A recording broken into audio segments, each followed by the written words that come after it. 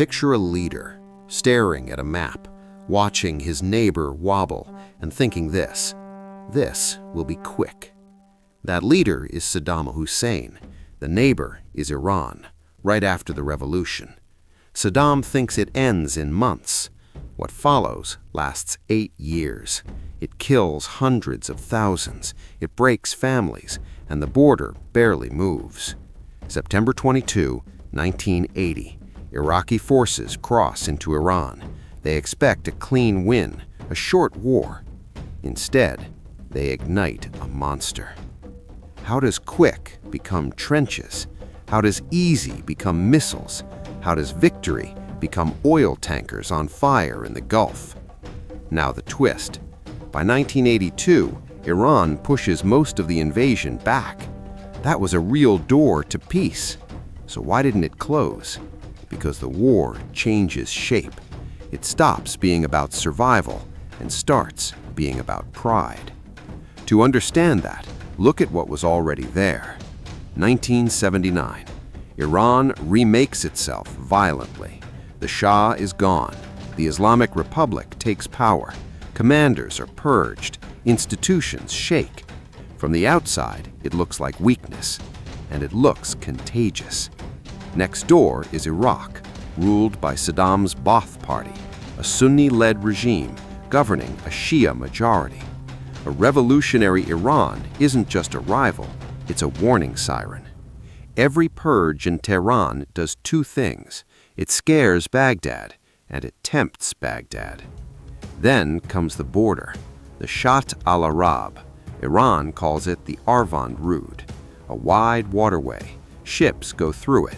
Oil goes through it. Control means money. Control means leverage. Control means pride. 1975, the Algiers Agreement. It cools things down, but it never feels permanent. And Saddam doesn't want limits, not on paper, not on the map. Add ambition to fear. Iraq builds its army for years. It wants to dominate the Gulf. A victory abroad solves problems at home. It unites the country. It silences rivals. It crowns a strong man. By 1980, the moment looks perfect. Iran is isolated. Its command is chaotic. The world is distracted. Saddam convinces himself of two ideas. First, Khuzestan will welcome him. Second, one fast strike forces Iran to kneel. That misread turns a gamble into catastrophe. Iraq hits first, fast and loud. Air raids hit Iranian airfields. The goal is simple: ground Iran's planes. At the same time, Iraqi armor rolls into Khuzestan. They aim for key cities, Khorramshahr, Abadan. They want them fast, before Iran can organize. At first, it almost works. Iran is still reeling. Many officers are gone. But the plan depends on one thing. Iran must stay confused. It doesn't. Iran's air force strikes back. Civilians flood recruitment centers. The Revolutionary Guards dig in. No single knockout blow, just a tug of war. Street by street, bridge by bridge, supply line by supply line. Khorramshahr becomes house-to-house fighting. Abadan is battered, nearly encircled. Every kilometer costs time, and time is Saddam's enemy, because the longer it drags, the more Iran turns panic into purpose. A border grab becomes a survival story, and once it's survival, people endure anything. By 1982, Iran stabilizes the front. Then Iran hits back. Tehran reorganizes command.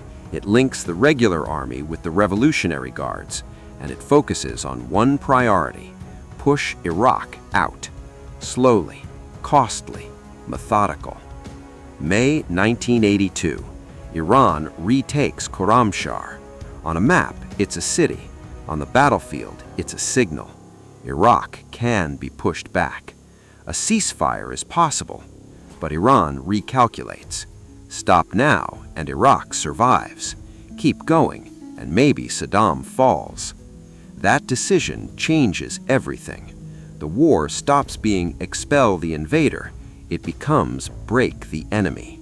Iraq digs in. Trenches, berms, minefields, artillery kill zones. And once both sides believe victory is one more push away, the front line doesn't end the war. It locks it in. When armies stop moving, wars don't end. They mutate.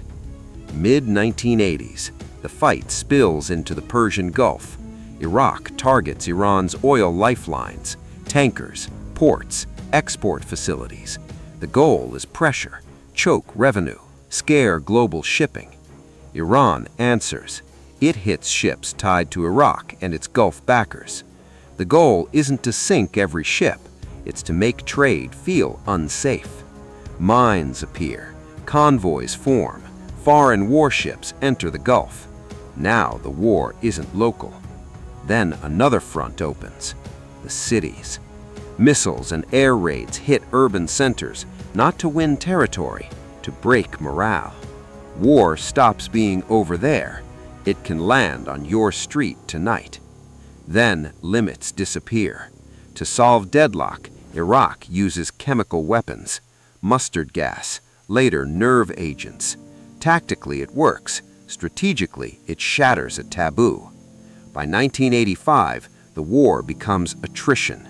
Trenches, minefields, kill zones. Movement means death. Iraq bets on firepower and defense. Iran bets on numbers and endurance. Neither can win fast. Neither can afford to stop. Every new grave raises the price of peace. For years, Iraq survives. Then 1988 arrives, and Iraq starts dictating. Baghdad concentrates force. The key is Al-Faw, a narrow peninsula, a choke point to the Gulf. April 1988, Iraq retakes Al-Faw with massive artillery, coordinated armor, and chemical attacks. The message is simple. Iraq can roll the front back. More offensives follow. Iran is exhausted, manpower is stretched, isolation bites harder, and the exit ramp has been there since 1987, UN Resolution 598. Then reality changes the math. A ceasefire looks less like surrender and more like survival. August 1988, the guns fall mostly silent. No parade, no clean victory, just exhaustion. The Iraq-Iran war is a warning. The bill arrives in years, not weeks, and it is paid in people. Subscribe and leave a like if you enjoyed the video.